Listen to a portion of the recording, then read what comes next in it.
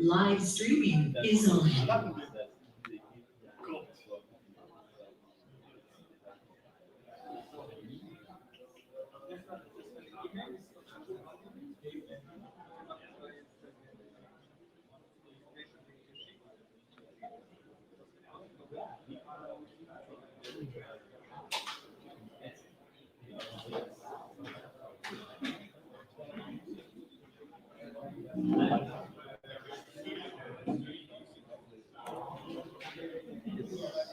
The link already available? Yes, I'm just pasting it. Okay.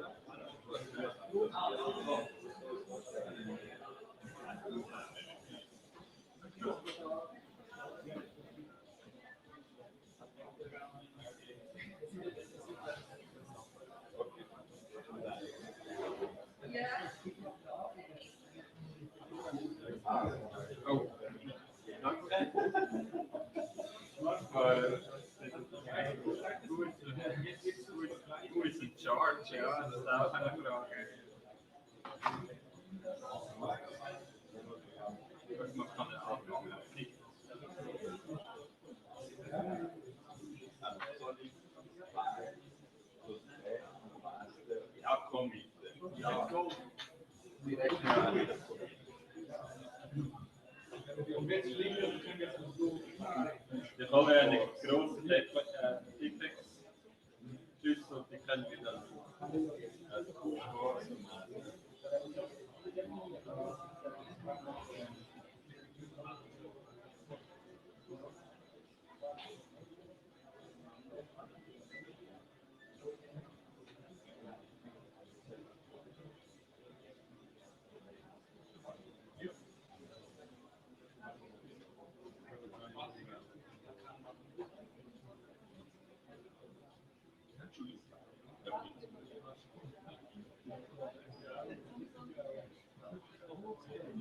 Hast du eine schöne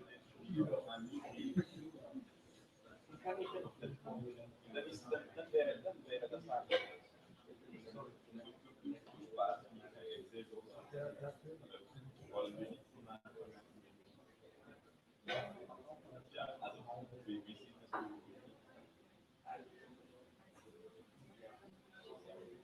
das aus? Ja, aber das Geld ist nein, hast du die Grafik? Die sagt ja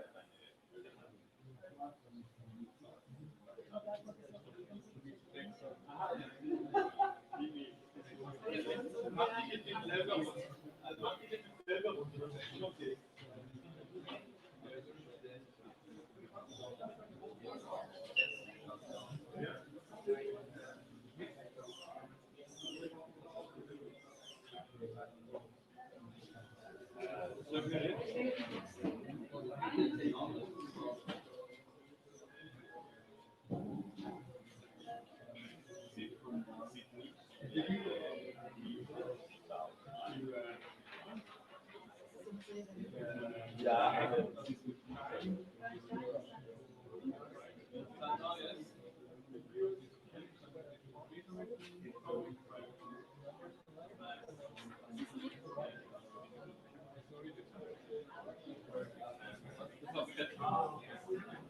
ist zum Arbeiten.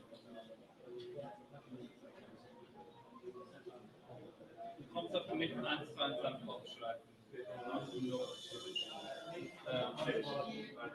Ja.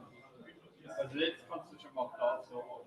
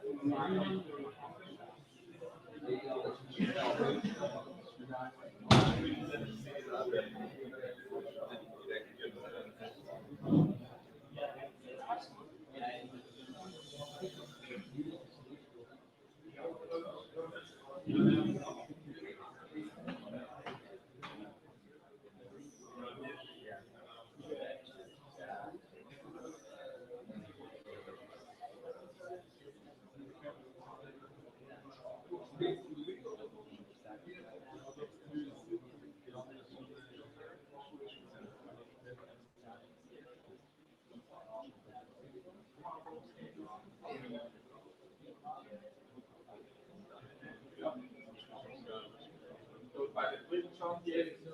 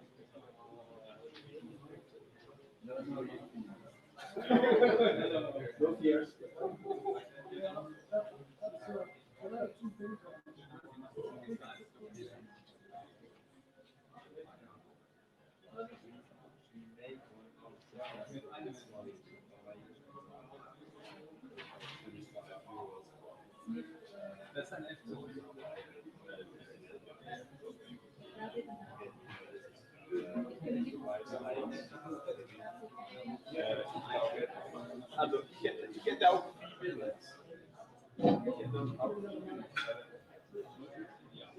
Sorry, dass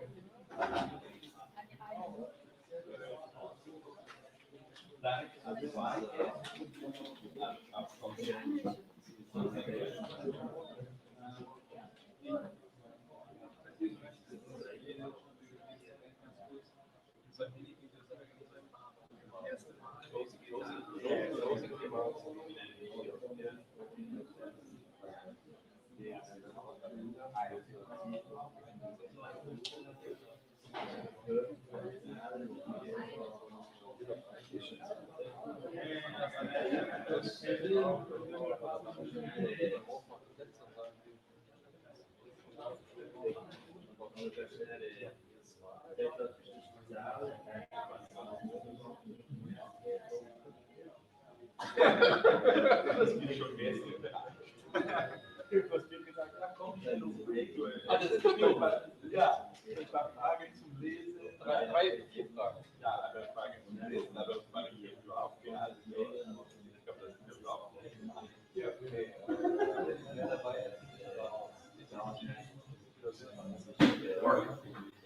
Also, das ist jetzt immer meine Fragen zu lesen. Wie kann man wir schuld?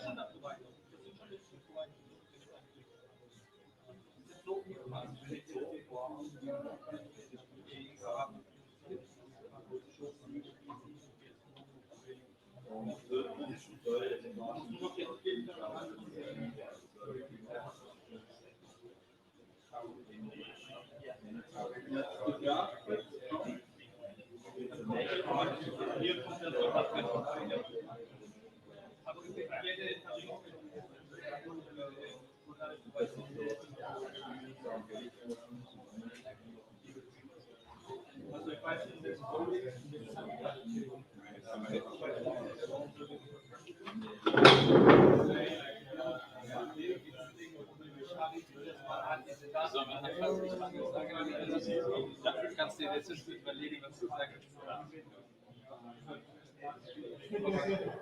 It was a very good experience here. Our first hackathon participation of Swiss Vector community. We saw a lot of very motivating teams, very interesting challenges.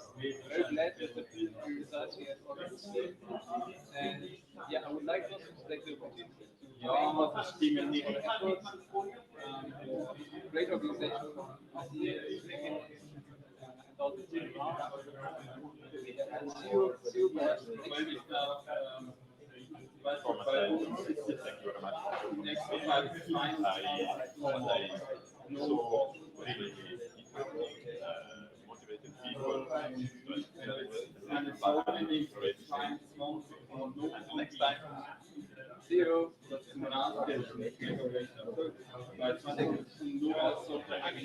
mehr, aber das ist auch nicht drin. Ja, das ist. Also ich habe vorher eine Entwicklung gemacht, da muss ich gewisse angezeigt, die nicht angezeigt werden. So, und dort ist es das Werte dann mit drin für die Roaming von EEF-Kosten.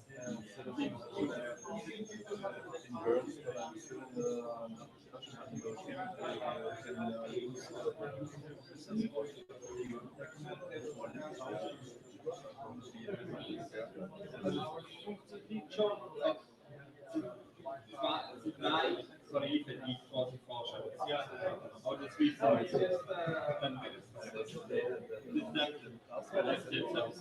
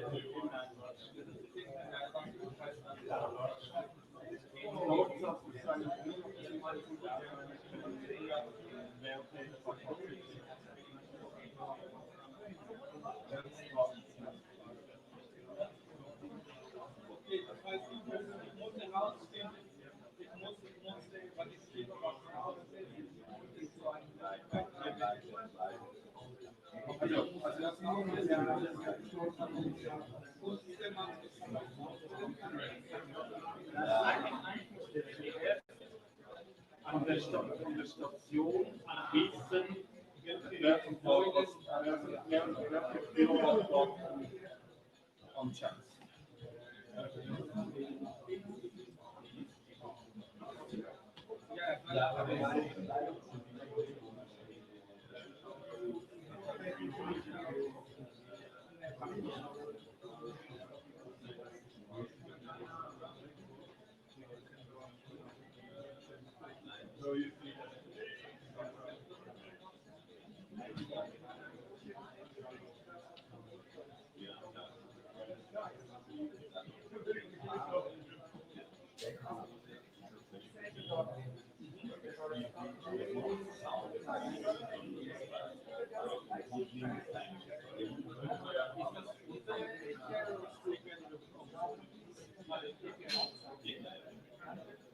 Ja, ich meine,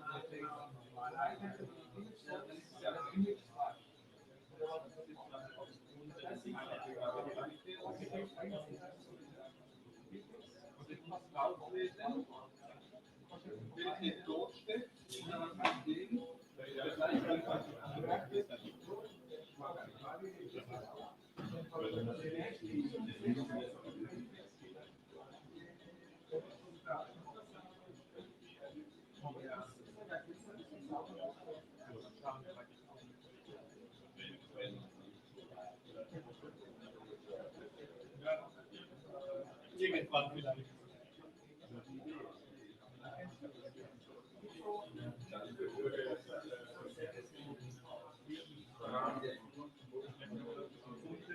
Wir haben eigentlich nicht viel mehr gemacht. Ja, naja, wo wir das nicht mehr gemacht haben, das ist schon gefühlt.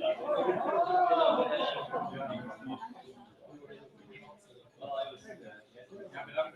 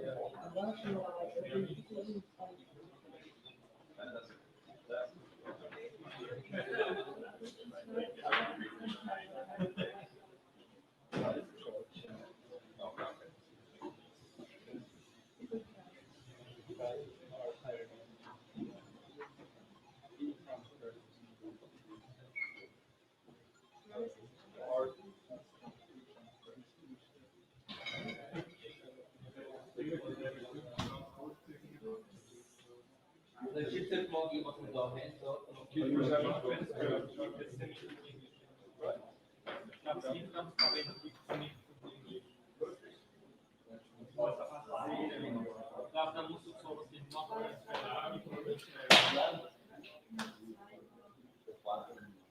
Ja, aber Opa kannst du nicht so in Ballzahl aufgehen, kannst du nicht sagen.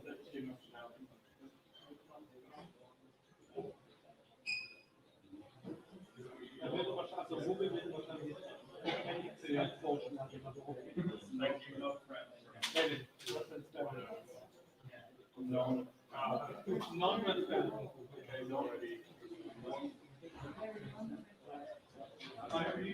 Yeah, actually, I'm not really aware.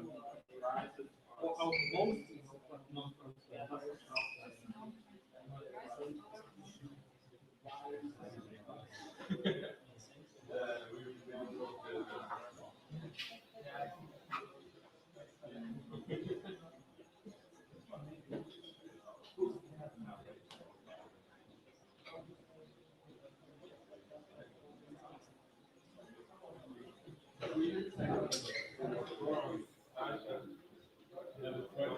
Question.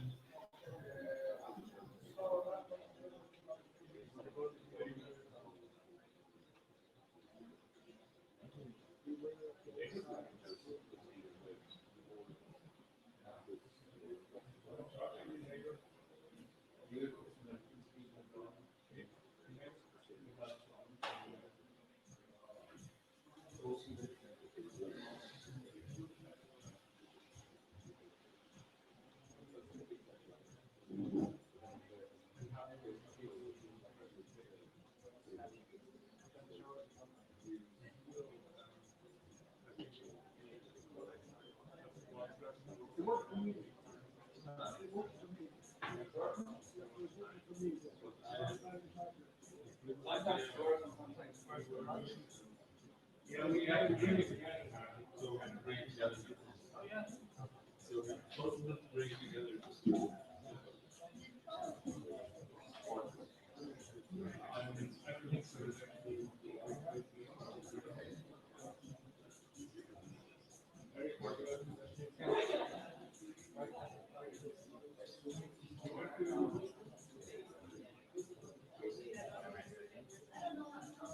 Yeah, we have to like summarize all together.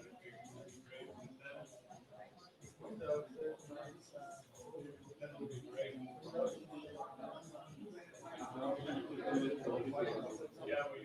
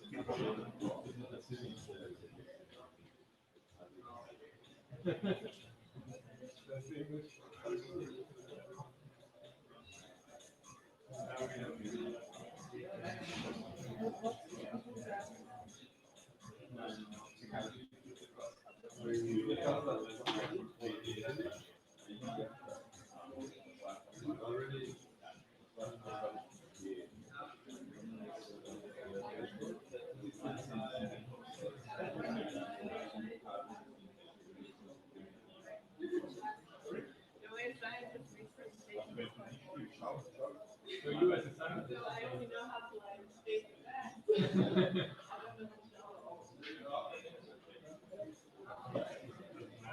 We have such a nice view. That's all we need.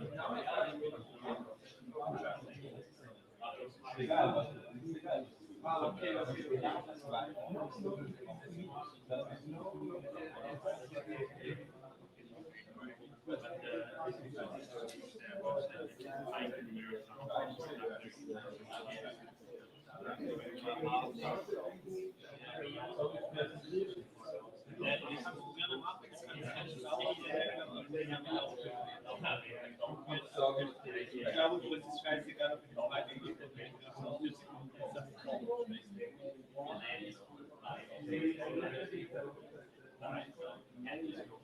Wo kommt der Mikro? Das können wir so machen.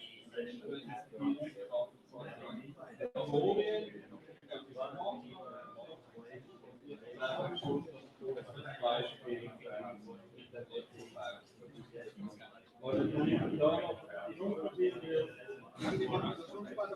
ich bin da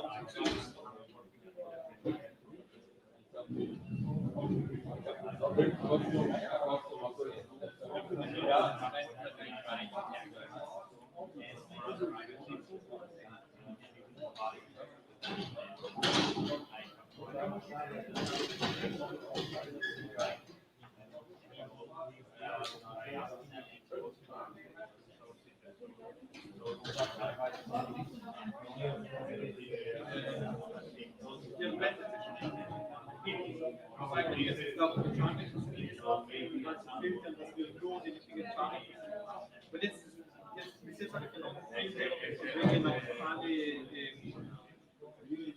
also das, wenn der Name von der Säule gleich ist wie der Name vom Provider, dann zeigen wir jetzt alle Angebotsprovider hat, auch mit dem also nicht alle diese Provider hast, sondern alle Angebote, die über diese Provider geben.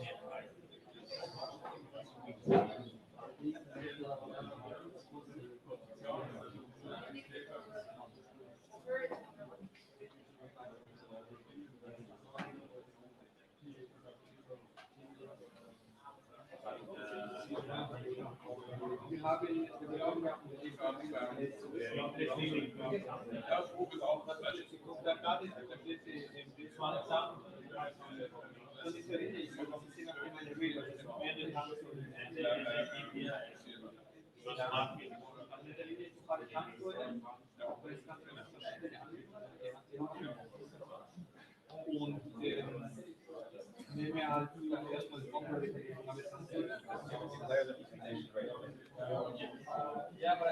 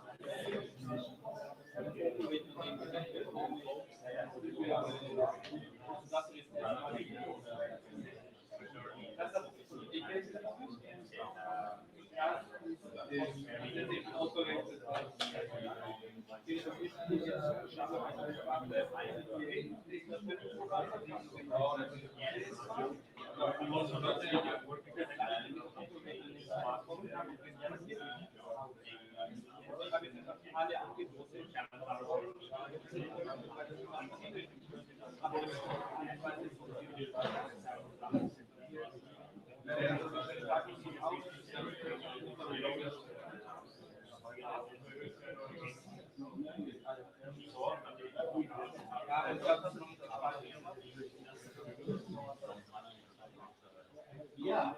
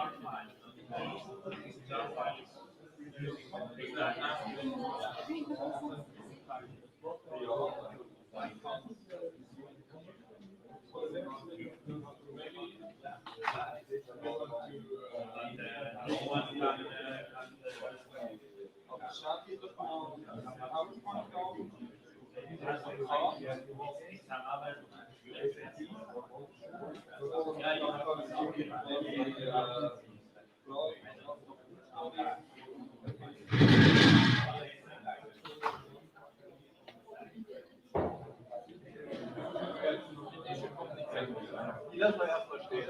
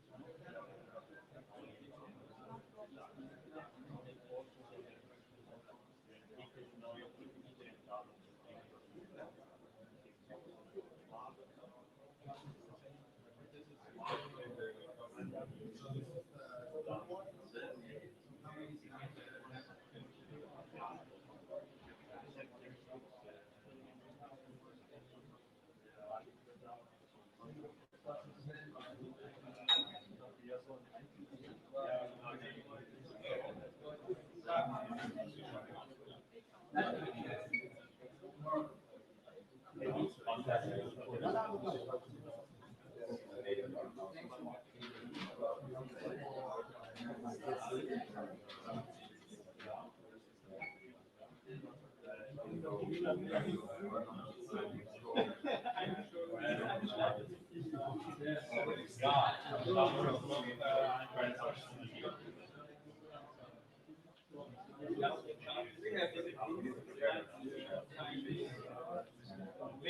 du sagst, du kannst Query wegnehmen, du kannst Query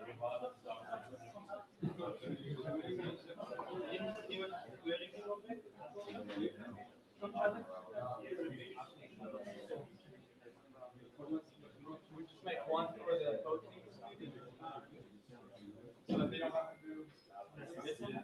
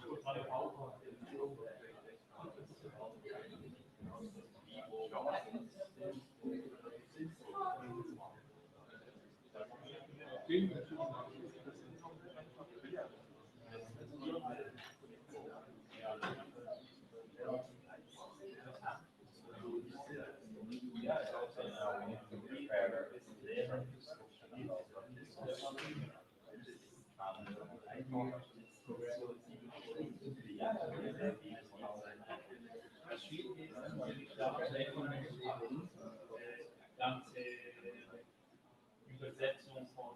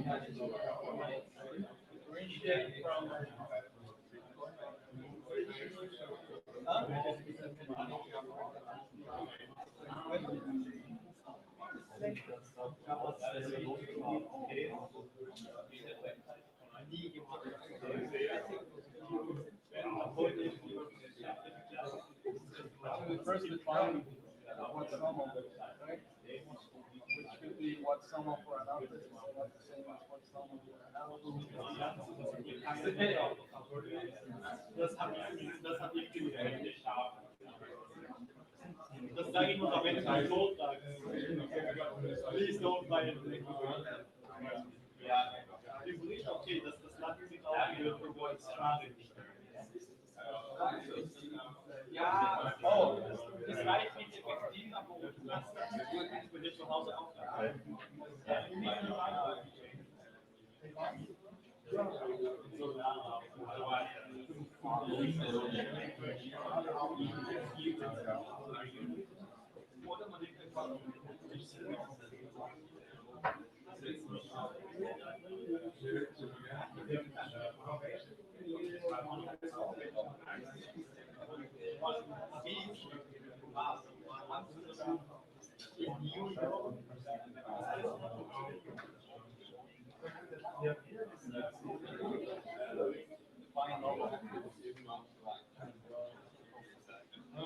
glaube, irgendwann ist wirklich so, that could be maybe it's a house, but you only count one house. I would say it's per user. It's a house. About that house. Also wenn it's all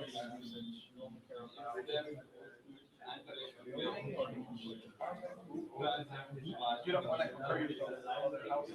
You have your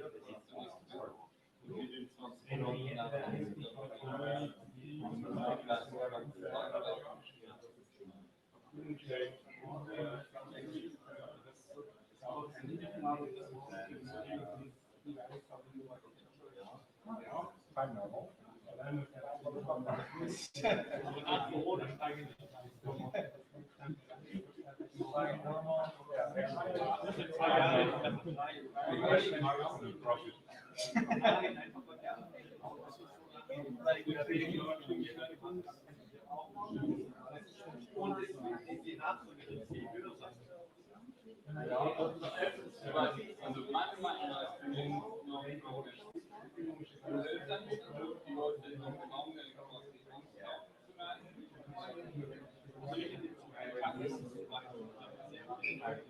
ja, wahrscheinlich. Dann wäre es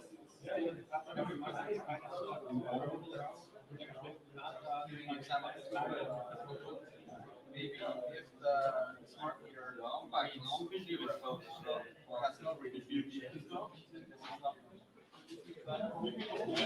but it's like another type of system.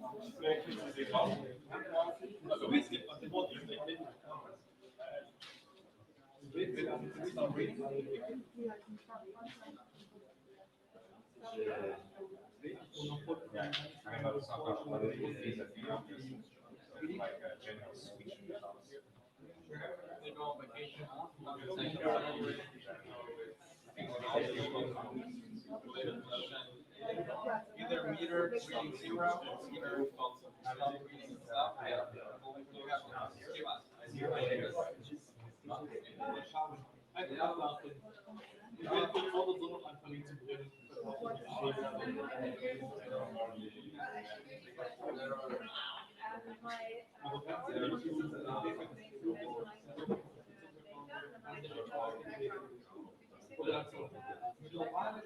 Ja, ich bin nicht ganz sicher, dass ich den mal in Laden gesagt habe. Das ist nicht offen.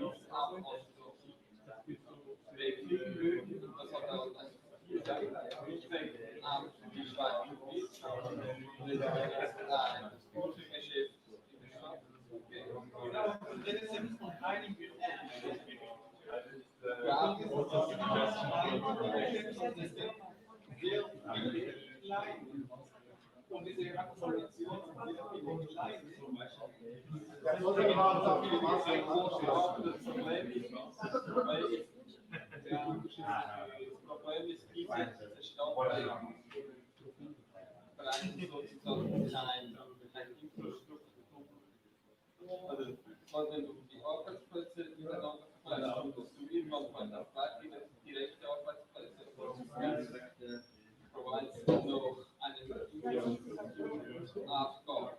Ja, der ist da. Momentan. Ja, es ist ja, ich bin halt einfach immer die großen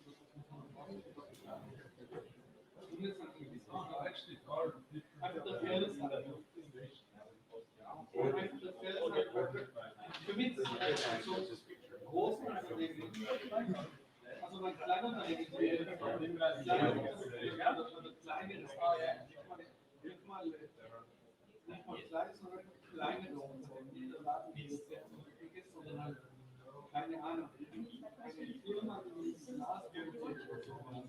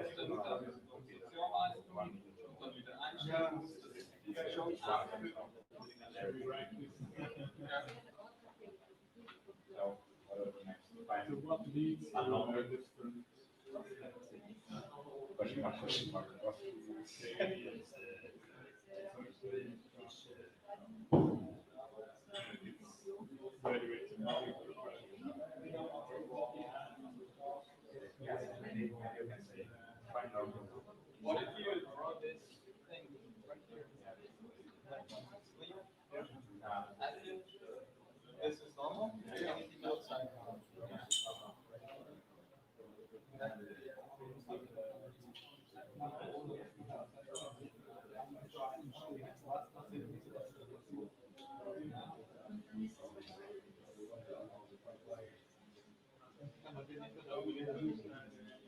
Bis zum nächsten Mal. Dann wird das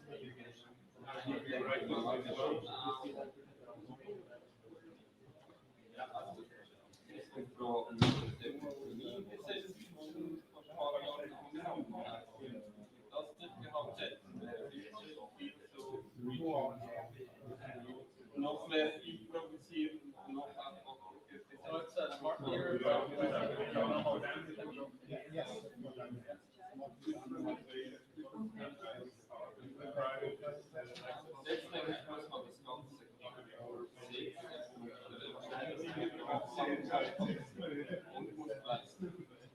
Das ganze wirtschaftliche, was vielleicht im jetzigen Prozess zu wenig ja, das ist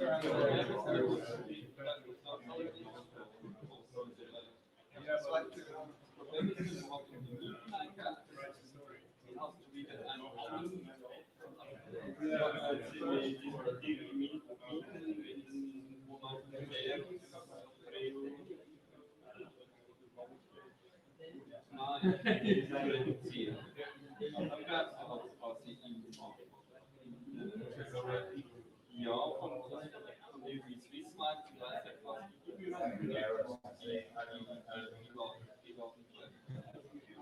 Ich denke, es war, glaube ich, im Service noch stark für Swissmark.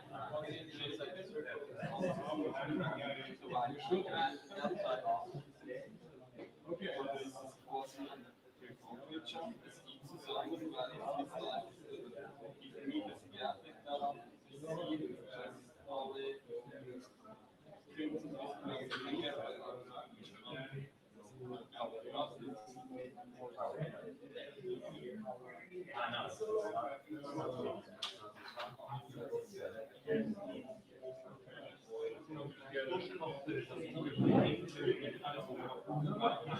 yes, for an hour.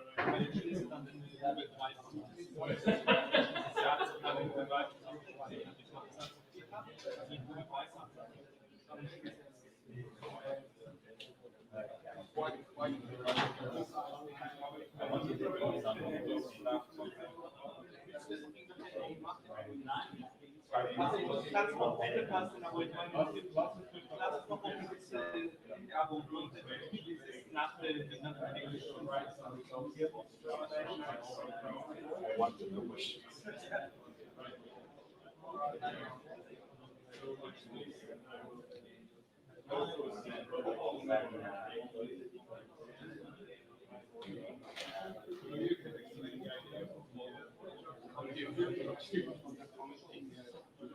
Kommst du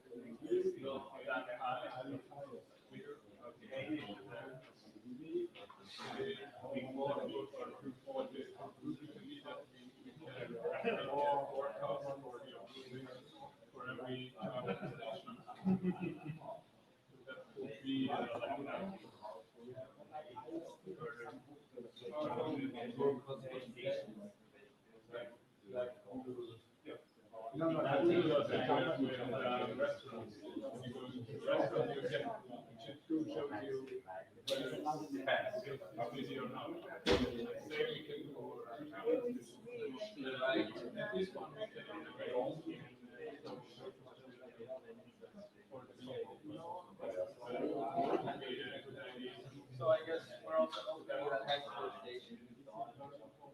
We are not forced us. Not like So here, no, we didn't. Has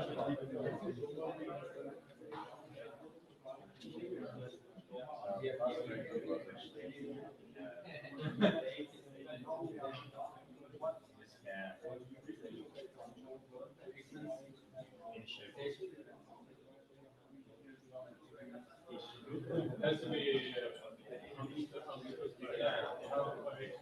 the audience.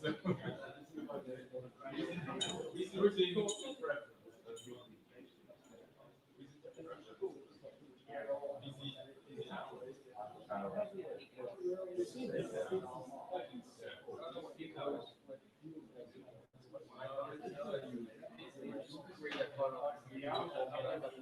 it's higher than this, then We have to say that we didn't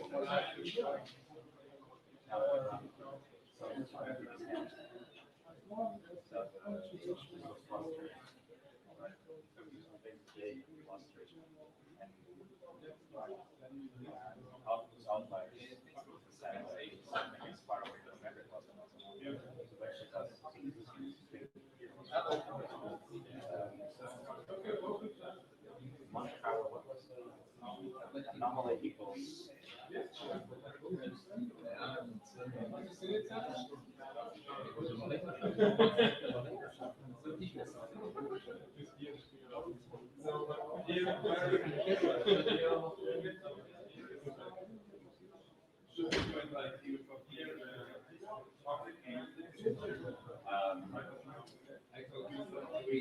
here we can imagine services.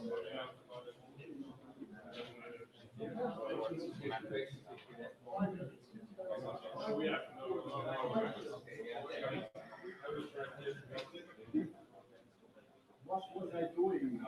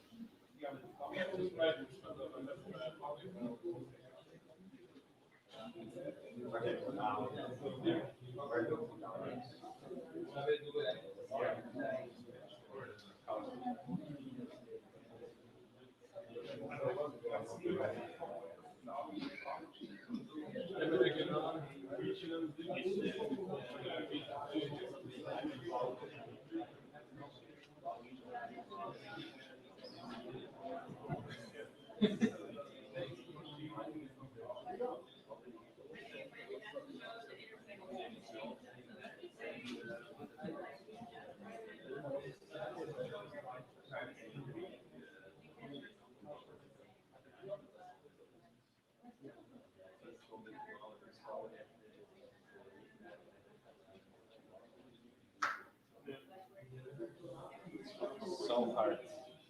So the situation is amazing. You know, you cannot just see.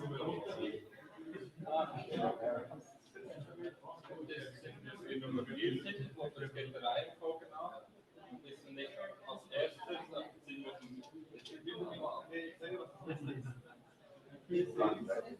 W-A-N.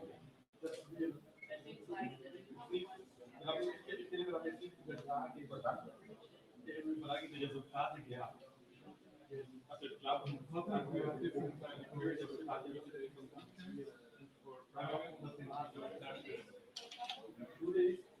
ja, wir keine virtuelle funktioniert nicht. Und hier genauso in der Mitte sind. Man merkt die ersten und die letzten und dann noch die unten dazwischen.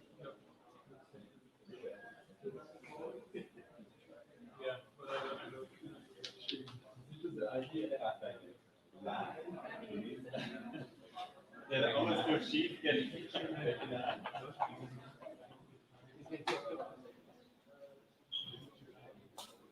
New.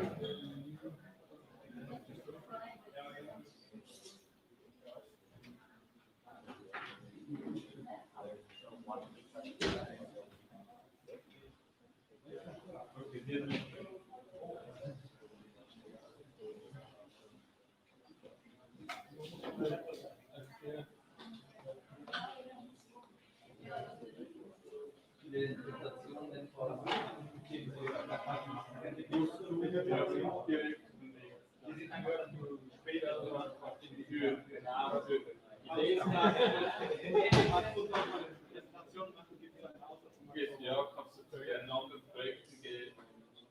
Also, man hat rausgekommen, da Machine Learning.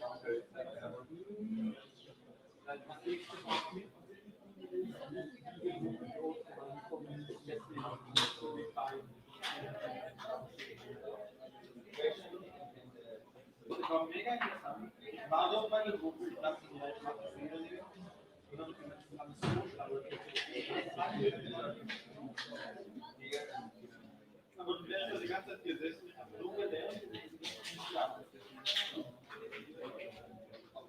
Wahrscheinlich. Das ist unglaublich schlau. Genau. Ja, also ein paar Jahre Pause. Ich habe mal so gesagt,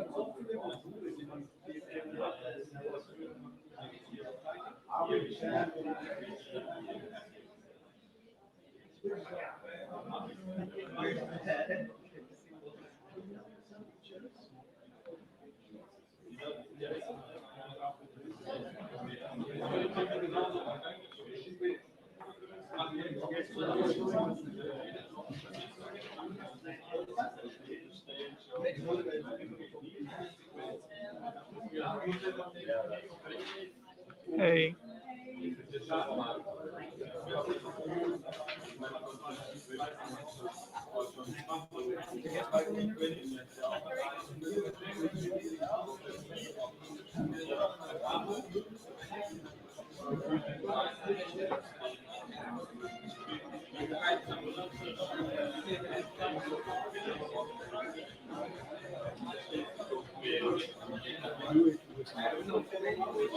Microphone, I think. It's just so much easier, so much faster. Do you have disinfectant wipes? Disinfectant wipes. I have some. Just we have to we have spray and rub it.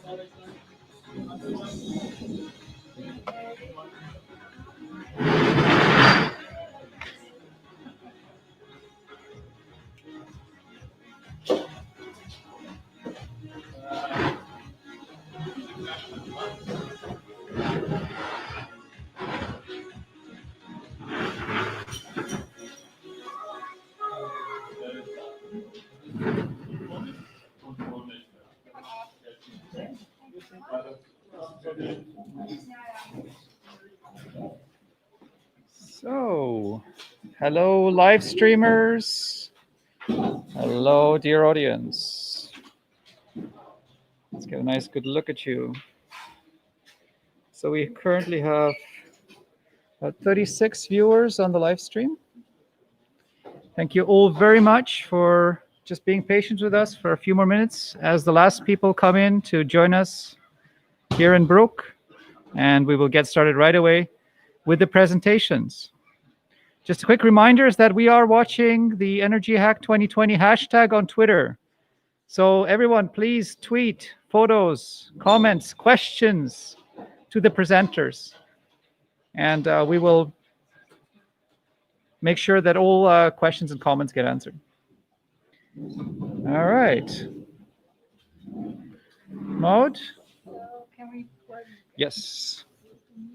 stuff? Let's do it like this.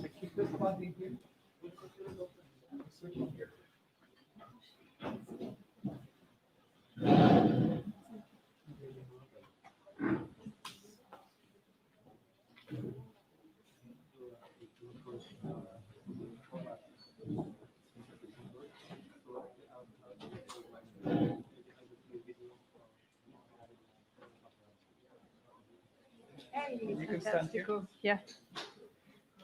So hi everybody. Is everybody over there?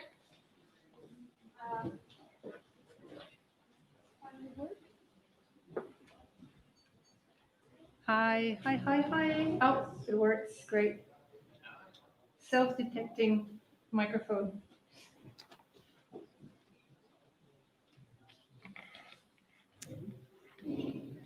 So, oh, this is good. Okay. So hi everybody. I think we're more or less complete now. Welcome to this final presentation, to the pitches of the project. I'm really looking forward to the results. I've seen how you've tackled these pretty challenging projects from my point of view at least. And I have the feeling the level is super high. So, well, already from the feeling, congratulations. I have, again, a few organizational things to say after. I thank our challenger, our sponsors again, who made this whole event possible. There are a lot to make a list and to talk about them all, but the IV, the EKZ, of course, the Zukunftsregion Argovia, Hightech Zentrum, and everybody below are really warmly thanked for their support. As I said, organization. After we made this presentation, I say it now because afterwards you're gonna not listen to me, so you're my prisoners now. And I would just like to call. Oh, sorry. Where am I? I'm going. Oh, too far. I would like to call for crowd power in action. So at the end of before the apéro, please fold all the white foldable tables and put them in the storage, which is this little star there, here, and all the PET in the recycling bin, which is there. And very important, feel free to take any of the leftover food home with our super doggy bags that you can organize. So that was a bit trivial, but still. And I think we can just jump into the presentations. Some of the challenges were not taken by you participants, but it's just a matter of next year or another event. And I would like to invite the first team, district heating optimization.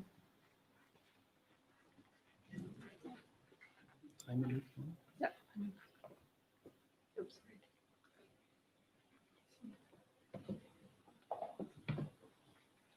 Okay, thank you. I'd like to start first with our team.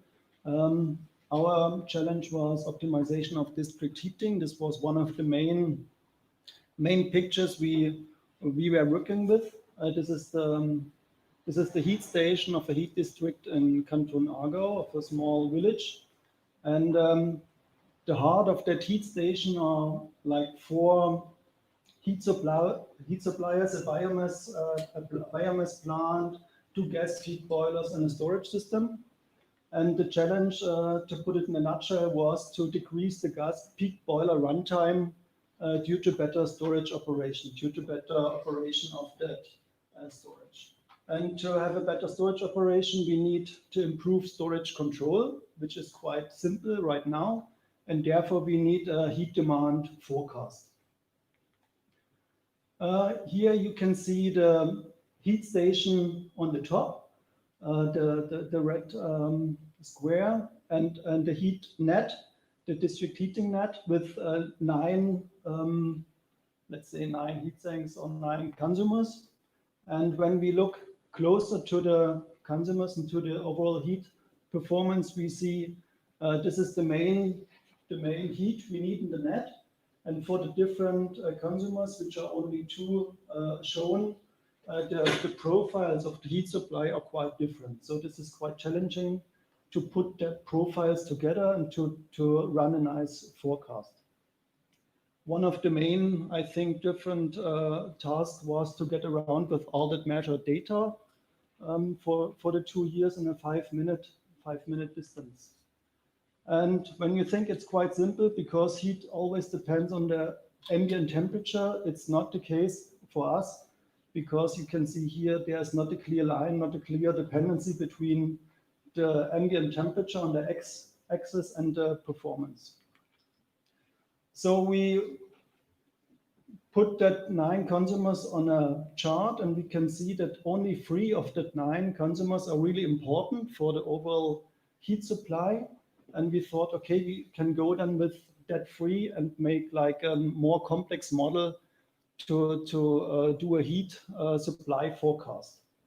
And what we then did now, we trained a neuronal net with not only the ambient temperature, but also with other parameters like day of the week, because that's different for, let's say, private households and factories or industry, with the air, humidity, and with other parameters. And you can see here the red and the black performance compared. The black one is what was measured in the past, and the red curve is what we forecasted with our algorithm. And you can see for that at least 2 weeks period or 1 week period, it matches quite nice. So we are able with that to put a heat forecast in the future.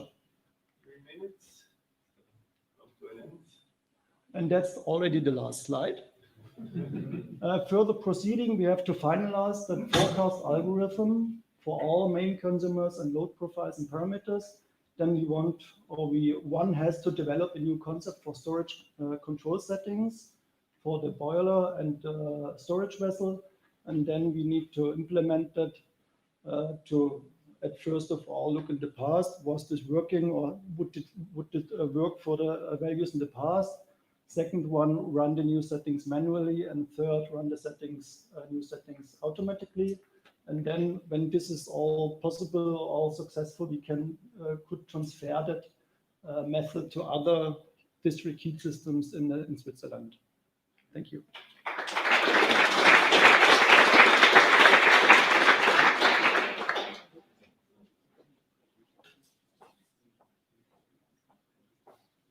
I think I'll let you go one group after the other. It's kind of straightforward. The number are just gonna follow. So team number 2.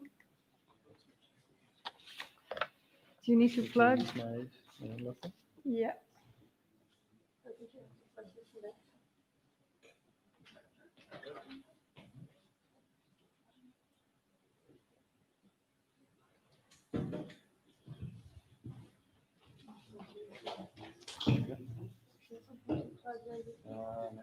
Can I just click? That's nice.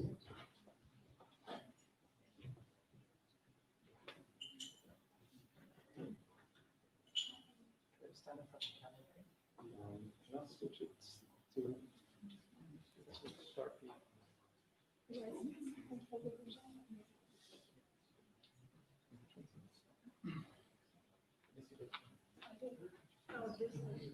Oh, shit. Sorry, guys, 1 second.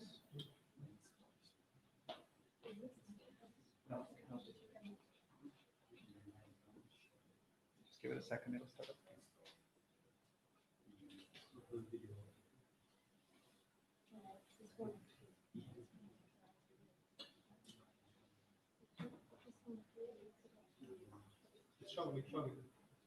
There we go. No, there's probably a command to switch screens. Maybe this one.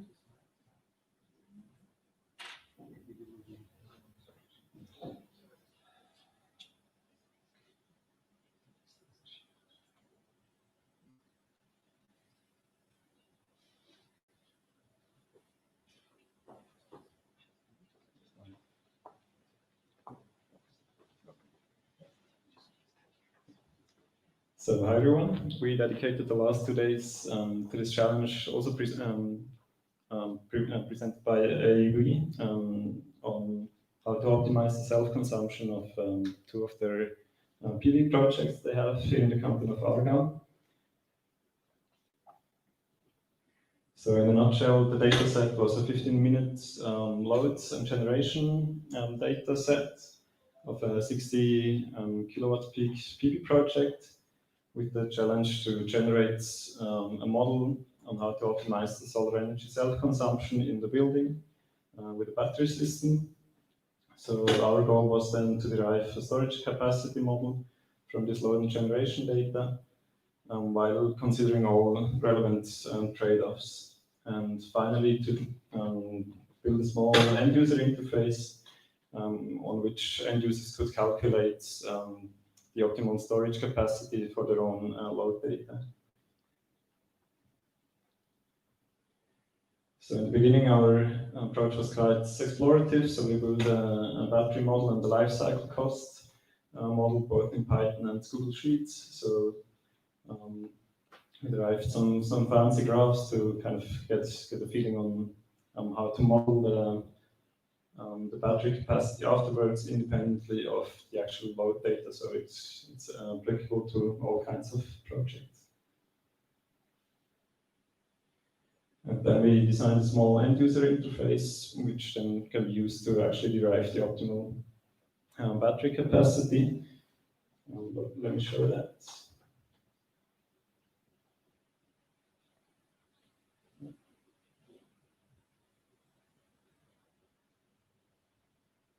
Here we go. So here we have this, we have all the accumulated, for example, PV generation over the year.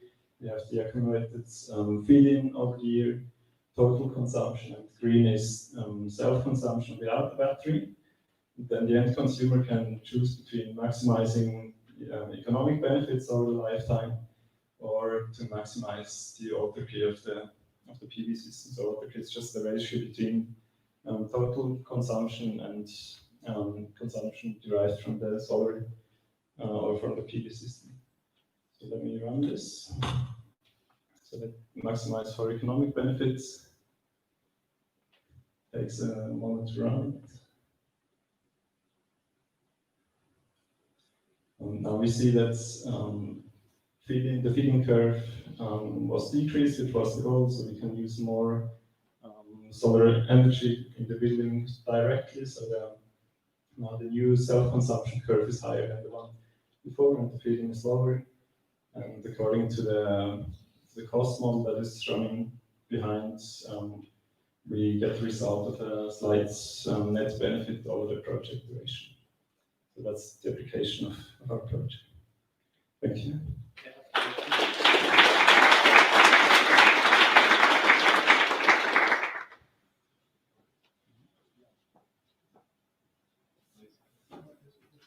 There's a question. Well, so one question, did you take into account taxes on feed-in revenues? Taxes on feed-in revenues? No, taxes weren't included. So I think that the whole model until now is quite basic. So you get a very wrong result if you don't take into account that the revenues you get from the feed-in is taxed in Switzerland. Just the value-added tax, or which one? No, it's income tax, and it depends on, there's lots of things going on in that direction, and all the models are pretty wrong that don't take into account the taxes. Okay. And the tax is very complicated. It's 26 individual tax systems in Switzerland. I think now the model until now is quite basic, so but it could be expanded to all kinds of specifications, like also the tax system in this case. I think I just want to point out that we have a forum. It's available at forum.opendata.ch, and really good questions like this one, which may lead to follow-up projects. You should really post them. Thanks. Next team. Come on. I will speak over first.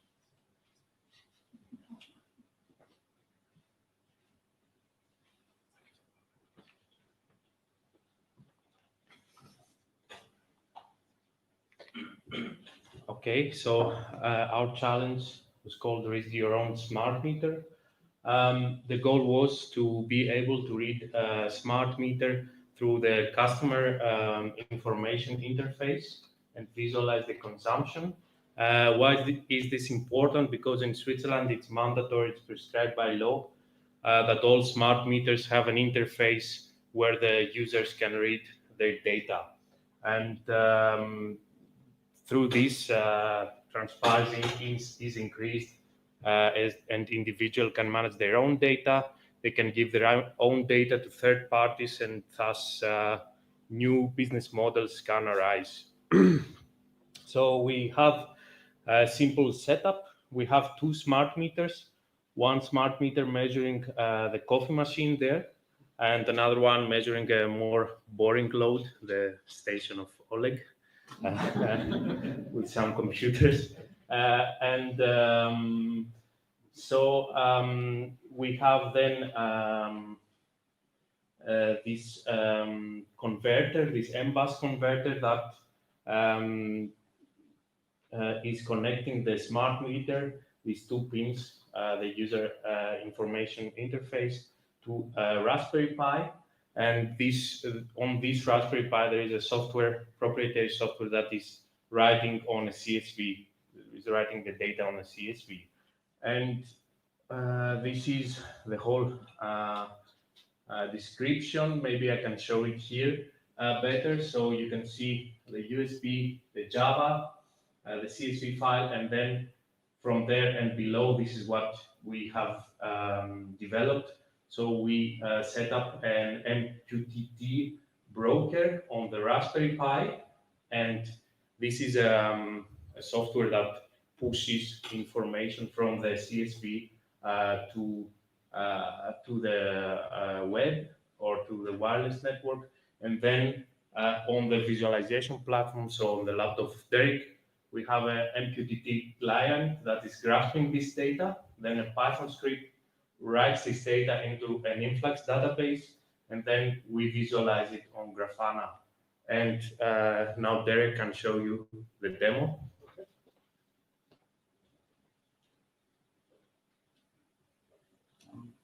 You want this one? Sorry. Bring your laptop. Okay. Yeah, I got it. Okay. I don't think I can do both. Might need both. Okay, so if you, okay, please. Oh, other screen. Okay, so this is the result of this, I think. 3 minutes. We have the simulation of power and so on, and I can't scroll because it's on another screen, but I'll flip to the other one. Control. Okay, so my lovely assistant is going to make coffee over there, and you should see on the right-hand side of the screen here, if I can scroll. Boy, this is difficult, eh? Oops. Come on. Where's the scroll bar now? Is it? It's there? Okay. So right now nobody's using the coffee machine, and then he's going to make the coffee. Okay, that last peak is the coffee machine, and you'll see that this this graph advances every 10 seconds to the next reading. So that's it. So this is basically the consumption of the coffee machine, around 1 in the afternoon. So many people drink coffee.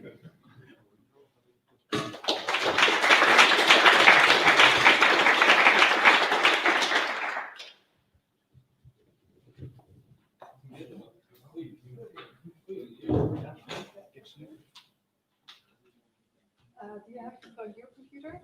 First die Präsentation und am Schluss werden wir noch Zeit haben.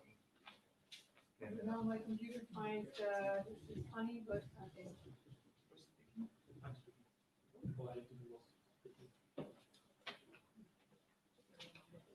So I hope I have the right people on the slide. Ah, ja.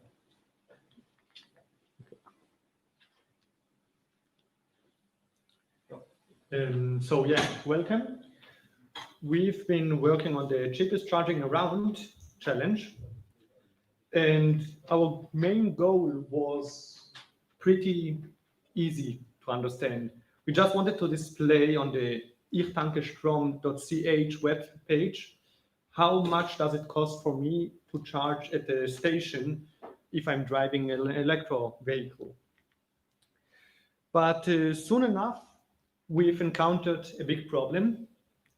How do we get the prices out? And we've realized that there are many, and I mean really many different approaches of each provider, how he calculates his prices. Yeah. So then we've tried to actually get some of the prices out, and we've realized that the provider do not like the fact that someone is going to their API and try to read it out. In this case, they don't even provide an API for this. So we've tried our best, and we've got somewhat of a working solution. This was that we have created some kind of our own little database with the information provided on the websites of each provider. And then we've used this to just, when we are looking at the map, to just check what provider is this station from. And with this, we can just calculate a little bit more of what the actual price is. So what would have done this approach a lot easier was to have an open API from each provider about how it is calculated, and so that we can display it. But unfortunately, this isn't the case right now. Yeah, and with this, we can go to some live demo of our implementation in Google Docs for now.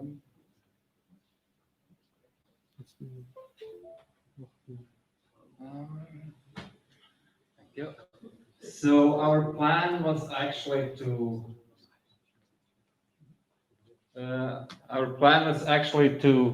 develop a small web application. We couldn't finish it, but I show you now what would have been the idea behind it. So we are now in Brugg, and I'm as an e-mobility driver choose this station, and I have this information from the Bund, and in the background we have our database. So this station is EFPOS.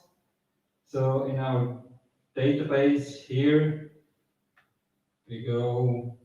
Sorry,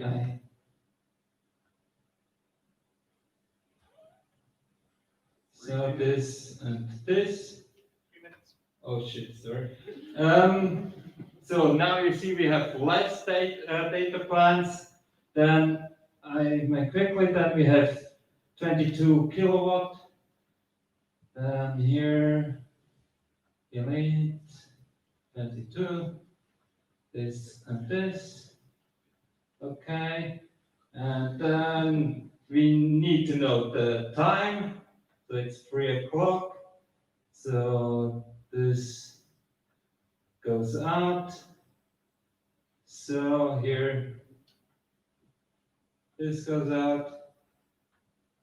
Then it's probably an AC. So, and we are left. And now in our application, the blue part would have been shown. So when you're at move, you have these prices.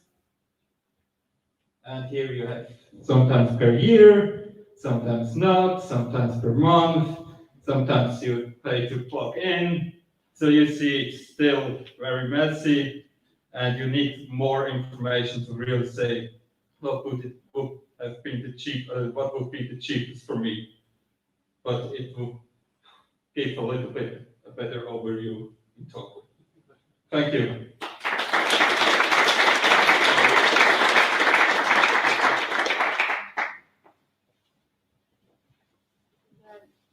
Challenge number 5. Do you need to plug your computer, or yes, you do the presentation directly from the computer? And we also use the video camera. Yes, sure.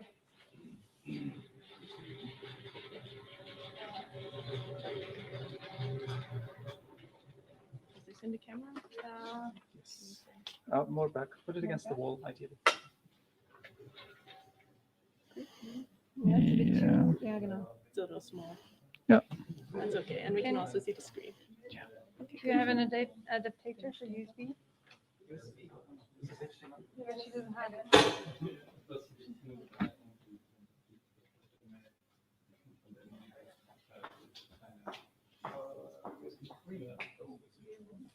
Yeah. I'm sorry, you need to bring your special dongle thing. Do you have one? I don't have that. Sorry. What format is this in? It's a link.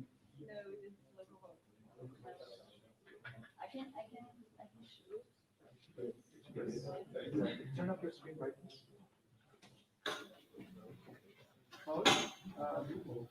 Plug your laptop in.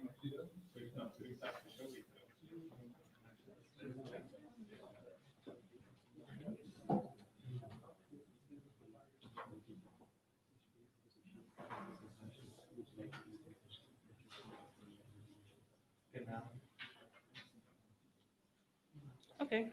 As team number 5, we were initially given the challenge of 2 data sets. Each of these data sets were describing how charge points for electronic cars were being operated. And so we were able to find behavior patterns in both of these data sets. The main challenge for our first one was a set of data describing the public charge points. This was quite unorganized, and so through some exceptional effort from our team, we were able to sort this out into a manageable data set, and we found some very interesting trends in the data. So we see, maybe it's a little small here, but you can, we invite you, of course, to look at this later. And we can see there's a very strong dependence on the region for these public charge points. For example, in the city centrums, there's a very high usage rate compared to in the smaller agricultural regions. But then again, in the touristic regions, we see that there's quite a lot of usage of these public charge points. This also shows some difference depending on whether it's a weekend or a weekday. So if you're going on holiday, you probably use in the touristic regions these charge points more and such. And as this is a nice result because it shows that in the future, maybe, yeah, maybe this helps. You see it now? Yeah. Yeah. So this helps identify some potential regions of growth for the future, that maybe there will be a need for more charge points in the cities or in the holiday regions. What's a nice result from the hourly data is that we can predict the peak usage times of each of these public charging points. And this can be integrated with the website such as ishtankstrom.ch. The behavior pattern is actually quite interesting because you see peak times during the day for the public usage. And in our other data set, which displayed the private charge points, the peak usage hours are during the night when people come home and they plug in their car to charge.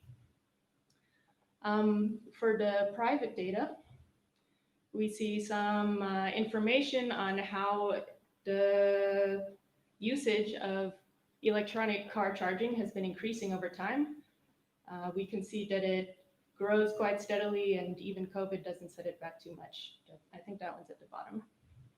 But so this technology is definitely being adopted, and it's being adopted quickly. What this means for the power companies depends somewhat on the customer. We were able to separate out different customer profiles. You can go through these individually in our nice, oh, beautiful, in our nice tool here. So you can see for each private charge point, what's the behavior of the person. This person, for example, on the left, they come home after work, charge their car every day. The other person, they charge more on the weekend. Maybe they're going on a long trip. And so this can be useful, especially in the future when more people are driving electronic cars. You'll need to separate out the behavior so that you can distribute how the load on the power grid is going. Yeah, and so for the future, we have those. These are nice patterns to look into. Yeah, that's it then.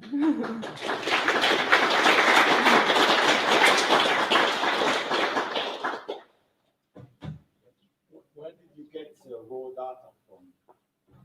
This was the data provided by the EGZ. I don't know if you can say more. The data for the public charging stations is from the YEMO project of this BFE from the website Hightech.ch, and the data for private charging stations is from our business solutions for equipping underground parking spaces.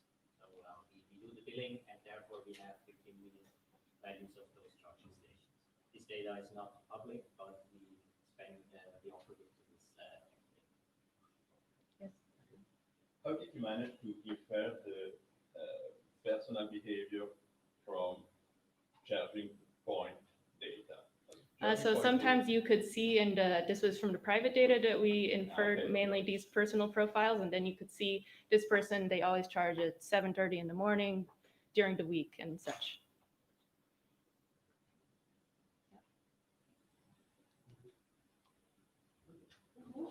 So we go to the next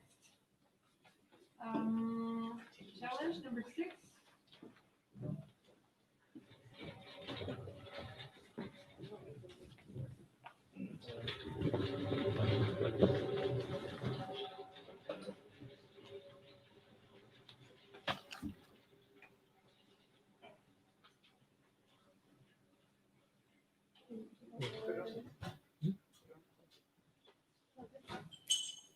Brilliant. You want the control, remote control? Well, no, it's not necessary. So you're going to see the screen in a minute. Just introduce where the data came from. And we received a massive data set from ETH Energy Science Center. Most of the data was already analyzed by a complex program that had been developed in the last few months, and plotting and analysis was already available. You can see it in front of you. So what we started off is what's just that you just saw, and we noticed that the interface. We spent a lot of time brainstorming before getting into the program itself, and what we found were just very different things that could be improved for the interface to be a bit more agile and user-friendly. And so the demo that you see right now was just played is what the original information was about. You have to tap anywhere for the information to become available in that plot, and then it will come down on the screen. Right now you see there are tabs at the top, and switching from one tab to the other will lose the information. So if you move it back to the previous one,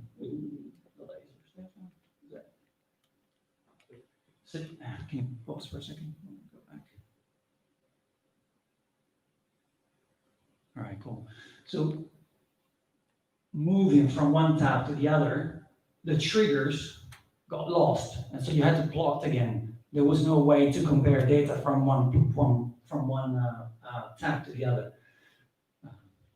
Maybe it makes sense to explain that the tables represent projections under a scenario and model for 30 years about the production capacity and output of the Swiss zone, including the imports and exports of electricity and expected demand. So this is the basis of this tool in terms of drill down in terms of the projecting numbers. And another thing was that you had to pull out options, and once you selected one, all the other options would become available. So the user would come to the initial page without really knowing what was going on. They had to just play with it.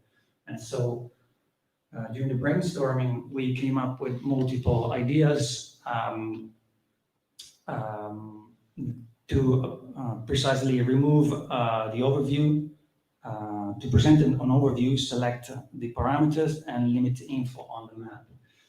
The first step that came about is this scenario overview, which was moved away, and the page that is in front of you, it's actually, can you pause it?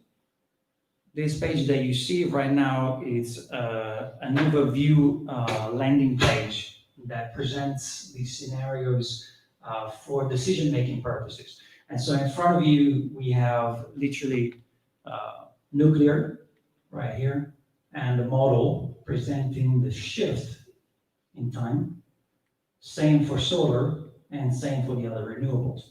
So it's really a high-level analysis. Come again? 3 minutes. All right, thank you. Let's speed up. So this is basically, we boiled it all down in one big page that the user lands in. And then if they want, this is for decision-making purposes. And then in the next iteration of the data, the user, you can just play with any of the tabs that were available and drill down and gather more information. They have everything available here. It's visible. It's actually visible. You can tap and step into further options. Oops. Oh, it's a video. All right. Okay. I want to skip it forward. There you go. And I'm going to just tell you the 5 most important changes that we made. The first one was the scenario tabs have been moved, and you can see it from the top, from the original. They have been moved down to the center of the page, and you can skip from one baseline nuclear 60 high flexibility without losing the plot. The plot stays there. It also gets automatic plotting for some of the elements, especially the timeframes. So you just tap, and it will replot on its own. The last 2 were access to more granular data, bootstrapping cosmetic improvements. You can see it from the beginning. That's a big difference. And I think I said everything. Yep. Any questions? Thank you very much.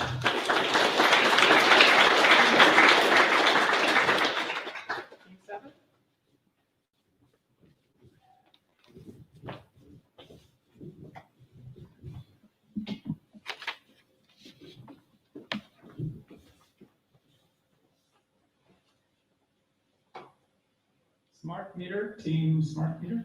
Additional use cases? Yeah. Do you need to plug anything? Just want to be sure. So, presenter is working? Yes. Did you send me a presentation? Yes. Yes, okay. So let's have a look. Where did you send it? Also on the CSV. It's on the USB. We have 2 copies. Just in case.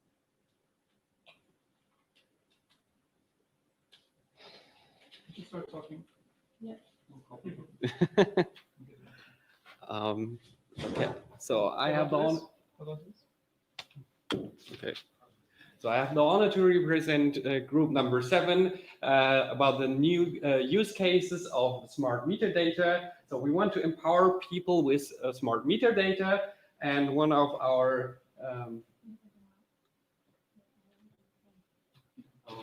like screen. Okay. You need to try.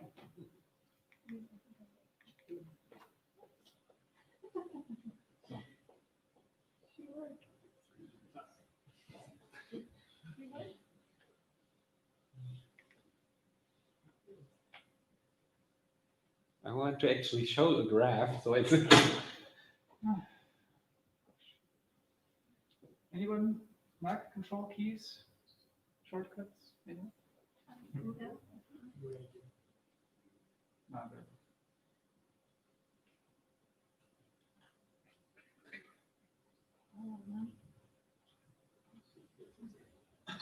All right.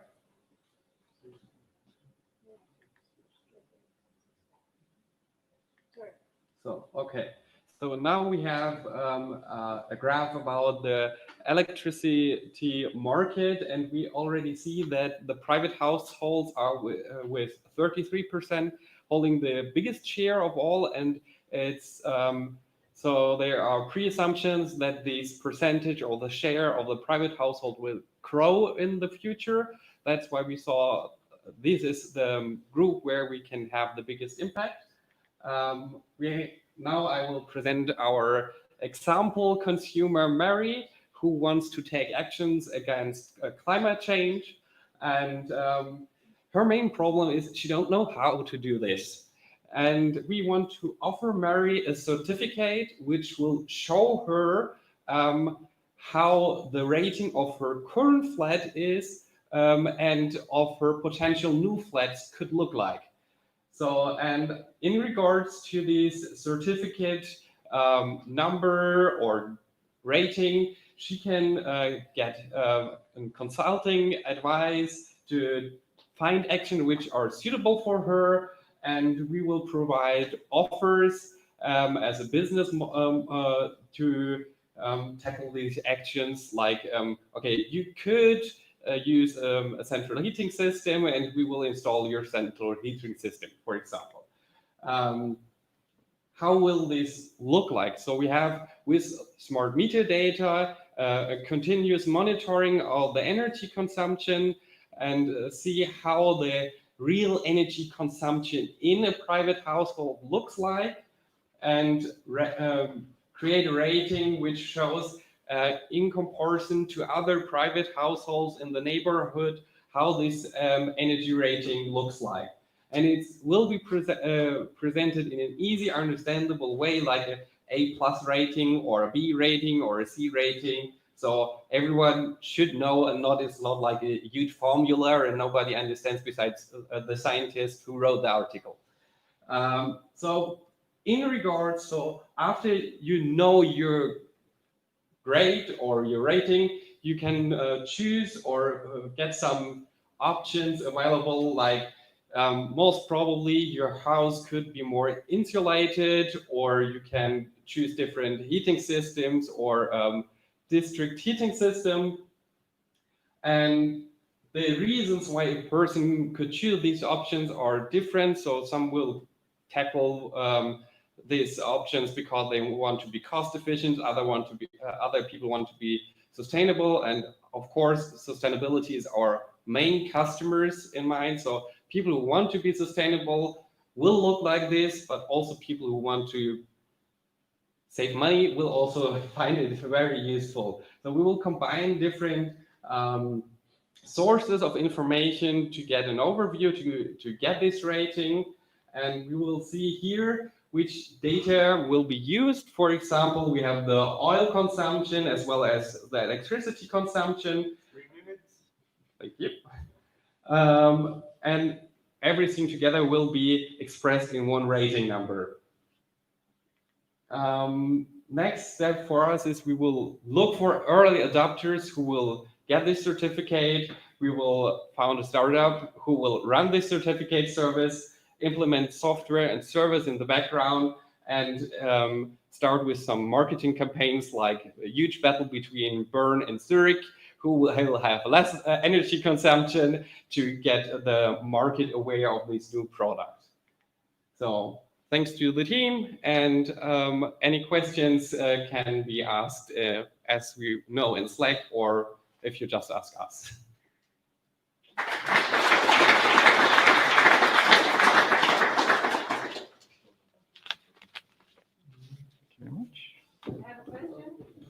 I have a question. Yes? When you say you're going to start found a startup, you mean you, or you mean someone should? Someone at first.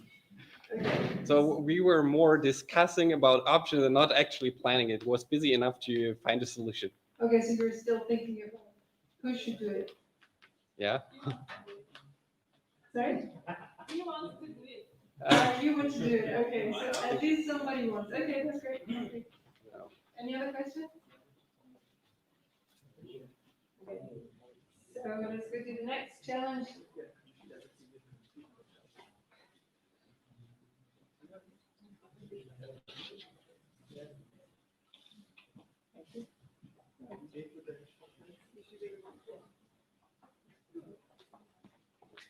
Okay, so our challenge was to basically improve the prediction of how much power a wind turbine will generate. So, because as it was presented to us, the current, the existing solution basically only takes into account the wind velocity at a given place.